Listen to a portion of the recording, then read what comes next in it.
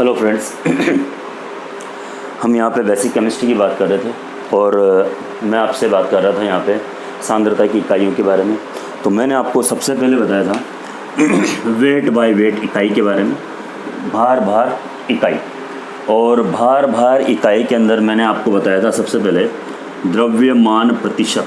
ठीक है, द्रव्यमान प्रतिशत की बात की थी मैंने आप लोगों से, द्रव्यमान प्रतिशत।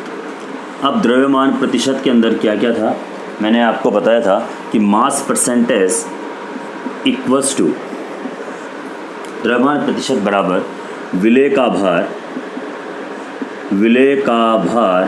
बटा विलियन का भार, ग्राम में है ना, विलियन का भार इनटू 100।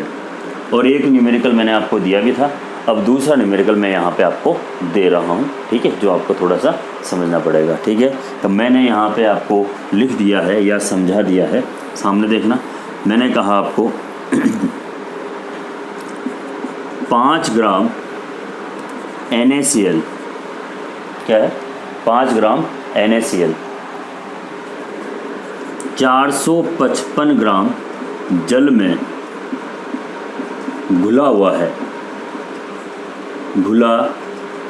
है तो विलयन का द्रव्यमान प्रतिशत ज्ञात कीजिए। ठीक है बेटा, तो विलेय का भार कितना है, WB हमने दिया हुआ है यहाँ पे 5 ग्राम। ठीक है, विलायक का भार कितना है बेटा, 455 ग्राम।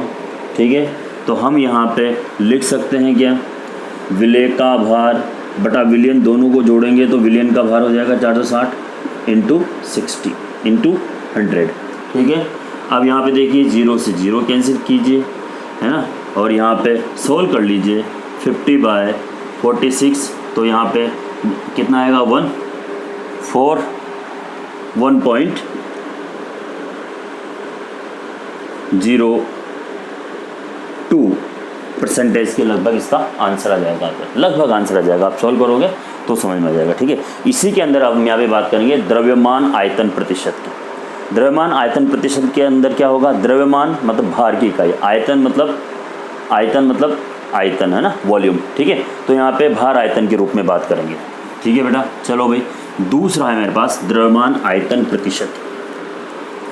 सेकंड है यहाँ पे द्रव्यमान आयतन प्रतिशत।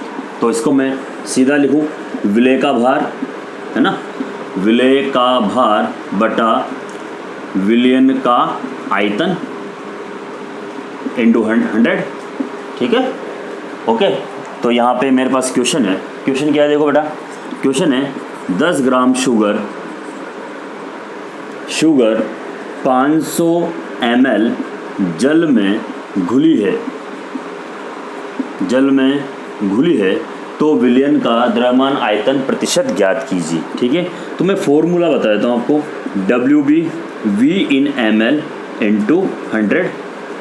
सोल्व कर लीजिए बेटा, 5 इंटू अपॉन 500 ml इंटू 100, 5 से 5 कितना जाएगा 1, वेट बाई वॉल्यूम। ठीक है, तो ऐसे इजी चीज़ें हैं। इसके अंदर एक और है जो मैं आपको और समझ देता हूँ, एक है आयतन प्रतिशत, है ना, आयतन प्रतिशत इकाई। अब देखिए नेक्स्ट जो तीसरा है मेरे पास वो है आयतन प्रतिशत। अब इसके अंदर आपको दोनों ही लग रहा है कि यहाँ पे जो विलेय भी होगा वो भी आयतन के फॉर्म में होगा, विलय और विलियन भी होगा वो आयतन के फॉर्म में भी होगा। जैसे देखिए एग्जाम्पल मैं आपको यहाँ पे बता देता हूँ। ठीक है, कि यदि 25 ml alcohol dissolve in 125 ml alcohol dissolve in 100 ml solution. ठीक है, तो find out the volume percentage of the solution. मैंने कहा यहाँ पे कि साहब 25 ml एल्कोहल, ठीक है, 25 ml एल्कोहल जो है वो 100 ml विलियन में घोला गया है। देखो क्या लिख रहा हूँ, घोला गया है। ठीक है, तो विलियन का द्रव्यमान प्रतिशत ज्ञात कीजिए। तो अगर हम VB की बात करें, मतलब विलेय का आयतन कितना बेटा 50 ml दिया हुआ है, ठीक है। VA की बात करें, विलायक का आयतन कितना 100, तो दोनों को जोड़ेंगे यहाँ तो 25/125 इंटू 100, ठीक है। सीधा सीधा हमें यहाँ पे दिख रहा है। काटो भाई इसको, 25 से कटेगा 5 बार, ठीक है। और यहाँ पे 100 डिवाइड बाई 5, ठीक है, कितना आ जाएगा बेटा 20 weight by volume by volume %, ठीक है। तो यहाँ पे ये द्रव्यमान प्रतिशत, आयतन प्रतिशत, इन सब की एक यूनिट है जो आपके सामने है। इसके न्यूमेरिकल बहुत प्यारे और अच्छे हैं। अगर आप इसको धीरे धीरे और आराम से करोगे तो आपको ये समझ में आ जाएगा, ठीक है। चलो जी, अब हम यहाँ पे नेक्स्ट टॉपिक उठा रहे हैं हमारा, वो है मोल भिन्न, मोल अंश या मोल फ्रैक्शन। हमारा टॉपिक है बेटा वो है मोल अंश, या हम इसे बोलते हैं मोल भिन्न, या इसे हम मोल प्रभाज भी बोलते हैं, मोल प्रभाज, ठीक है। तीनों चीज़ें हम इसको बोलते हैं। मोल फ्रैक्शन इंग्लिश में लिखते हैं। तो मोल भिन्न क्या होता है, ठीक है। अगर कोई मुझसे पूछे कि मैं कौन हूँ, तो मैं कहूँगा मैं 1/135 करोड़ भारतीय हूँ। मतलब इस भारत की पूरी पॉपुलेशन के अंदर मेरा कितना योगदान है, ठीक है। इसे ही मोल फ्रैक्शन बोलते हैं और इसे ही हमें यहाँ पे समझने की देरी है, और कोई दूसरी कोई देरी नहीं है अपने यहाँ पे समझने की, ठीक है। तो मैं यहाँ पे सीधे मेरे टॉपिक पे आता हूँ कि मोल भिन्न होता क्या है, ठीक है। ये एक विलयन है, समझ लीजिए बेटा। इस विलयन में 2 घटक है, A और B, ठीक है। A के मोलों की संख्या हम Na मान लेते हैं और B के मोलों की संख्या हम Nb मान लेते हैं, ठीक है। और A के मोल भिन्न को X से डिनोट करते हैं बेटा, है ना। A के मोल भिन्न XA और B के मोल भिन्न मान लेते हैं XB, ओके। तो मोल भिन्न की डेफिनेशन क्या होगी, है ना। मोल भिन्न वह संख्या है जो किसी भी विलयन में उपस्थित उस घटकों की संख्या तथा विलयन में उपस्थित सभी घटकों की संख्या के योग का अनुपात होता है। मैं समझा देता हूँ। देखिए, A के मोल भिन्न बराबर विलयन में उपस्थित A घटक के मोलों की संख्या बटा विलयन में उपस्थित सभी घटकों के मोलों की संख्या के योग का अनुपात उस घटक का मोल भिन्न कहलाता है, ठीक है। तो A का मोल भिन्न क्या हो जाएगा बेटा, घटक में उपस्थित A घटकों के मोलों की संख्या बटा समस्त घटकों की मोलों की संख्या के योग का अनुपात ना, योग का अनुपात उस घटक का मोल भिन्न कहलाता है। तो A का मोल भिन्न क्या हो जाएगा, A के मोलों की संख्या बटा विलयन में उपस्थित सभी घटकों के मोलों की संख्या के योग का अनुपात। अगर ऐसे ही मुझे B का मोल भिन्न निकालना है तो B का मोल भिन्न बराबर विलयन में उपस्थित B के मोलों की संख्या बटा विलयन में उपस्थित सभी घटकों के मोलों की संख्या का योग, ठीक है। और इसका अनुपात करेंगे तो वो उस घटक का मोल भिन्न आ जाएगा। अब हम यहाँ पे बात कर लेते हैं।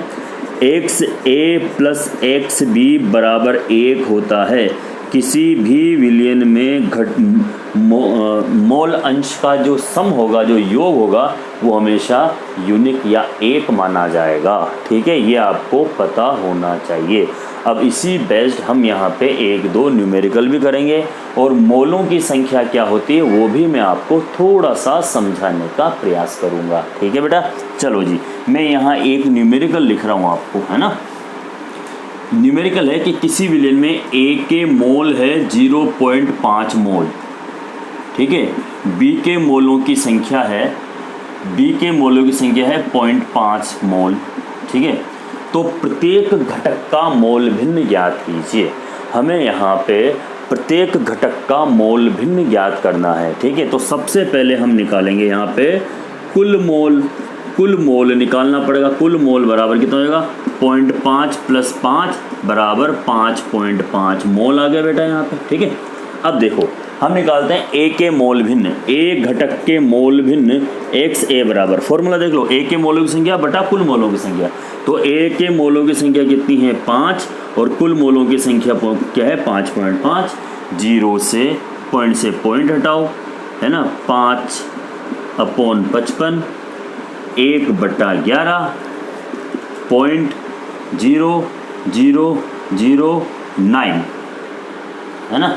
9 11 99 होते हैं, 1 बचेगा तो 0.09 आ जाएगा, है ना। ये 99 आ जाएगा, ठीक है। अच्छा जी, XB, B के मोलों की संख्या, है ना। बी के मोल अंश कितने होंगे बेटा? देखिए बी के मोल कितने हैं 5, कुल मोल कितने हैं 5.5। ओके, पॉइंट हटाओ, 0 लगाओ। ठीक है, चलो जी 0.0 भाग दो 500 में 9 बार जाएगा, समथिंग 9 जाएगा, 9 बार। ठीक है, ये देख लो 500 पे 9 9 पंजे 45, 5 4 9 पंजे 45, 45 और 4 49, बचेंगे 5.00, ये 0.99 आएगा बेटा सर। ठीक है, तो यहाँ पे ए के मोल भिन्न और बी के मोल भिन्न समथिंग समथिंग हो गया आपके यहाँ पे। अब आप इसको ऐड करोगे तो यहाँ पे आंसर लमसम आपका क्या आएगा? 1 आ जाएगा। तो बात समझ आएगी? ये तो सीधी सीधी बात है। अब थोड़ा सा मैं टेढ़ा करके बताता हूँ इसको। टेढ़ा इन द सेंस कुछ नहीं है, ईजी चीज़ें हैं। बाकी ये न्यूमेरिकल आपको समझ में आने चाहिए।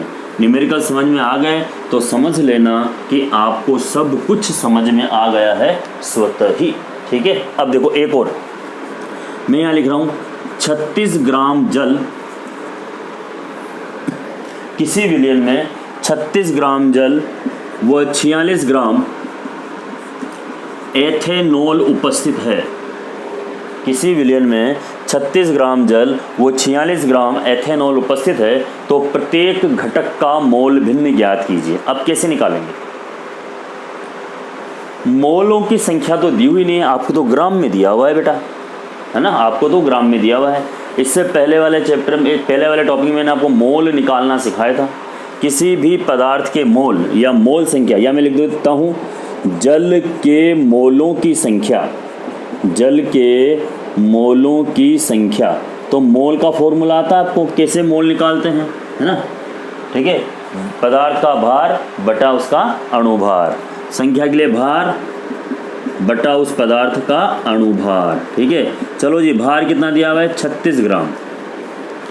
अणुभार कितना होता है जल का? सब जानते हो आप, जल का अणुभार होता है 18। हाइड्रोजन का 2, ऑक्सीजन का 16, जोड़ेंगे 18, तो कितना आंसर आ गया बेटा मेरे पास? 2 मोल आ गया, 2 मोल। चलो भाई जल के मोल तो निकाल लिए। अब मैं निकाल लेता हूँ एथेनॉल के मोलों की संख्या, एथेनॉल के मोलों की संख्या। चलो जी एथेनॉल के मोल निकाल लेते हैं। एथेनॉल का भार कितना दिया हुआ है? 46 ग्राम। अब निकालेंगे इसका अणुभार। देखो बेटा C2H5OH, कार्बन 1 का 12 तो 2 का 24 लिख दूँ, ऑक्सीजन का 16, 6 हाइड्रोजन है तो 6 जोड़ दो, 10 16 6 1 46 46, तो भार भी कितना आ गया बेटा इसका? 46 बराबर 1 मोल। चलो जी, अब जब मोल निकल गए हैं हमारे पास, तो हम यहाँ पे आसानी से मोल अंश निकाल सकते हैं। लेकिन पहले क्या करेंगे? कुल मोल निकालते हैं, है ना? कुल मोलों की संख्या, कुल मोलों की संख्या, कुल मोलों की संख्या कितनी है बेटा? 2 + 1 बराबर 3 मोल। कुल मोल कितने हो गए? 3 मोल। चलो जी, अब XH2O निकाल लें।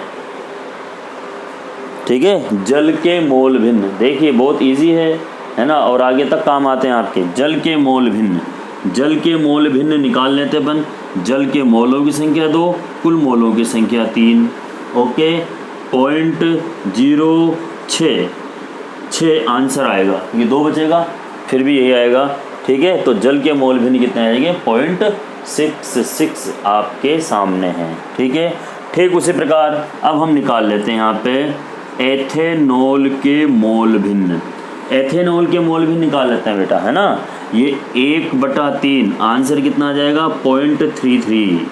ठीक है, 0.33 इसका आंसर होगा। दोनों को जोड़ लो तो लगभग 1 आंसर आएगा आपका। तो मैंने आपको बताया था कि मोल भिन्न है, मोल फ्रैक्शन है, मोल अंश है, इससे रिलेटेड आपके पास छोटे छोटे क्वेश्चंस ज़रूर बनते हैं जो आपको समझ में आना ही चाहिए। ठीक है बेटा, ये सब चीज़ें आपको सीखना है। आपके बुक में जो न्यूमेरिकल्स हैं मोल भिन्न से संबंधित, वो भी आपको करना है।